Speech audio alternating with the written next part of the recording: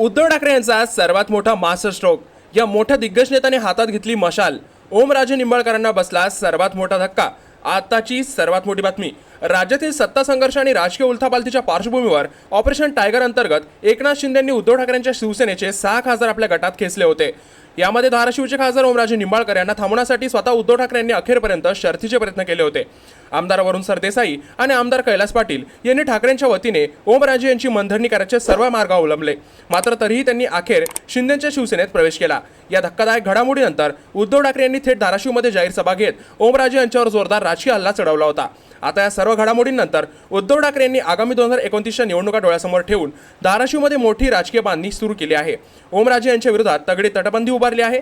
याच रणनीतीचा भाग म्हणून धाराशिव जिल्ह्यातील राष्ट्रवादी काँग्रेस शरदचंद्र पवार गटाचे ज्येष्ठ नेते संजय निंबाळकर आणि भाजपचे नेते रामेश्वर शेटे यांनी आपल्या शेकडो कार्यकर्त्यांसह मातोश्रीवर उपस्थित राहून शिवसेना उद्धव बाळासाहेब ठाकरे पक्षात जाहीर पक्षप्रवेश केला आहे.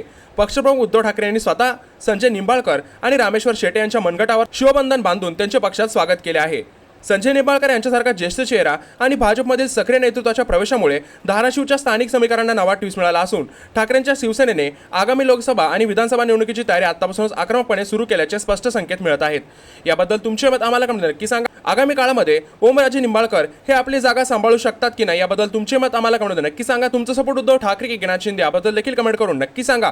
आणि अशाच व्हिडिओ बघण्यासाठी आपल्या चॅनलला सबस्क्राईब करायला विसरू नका.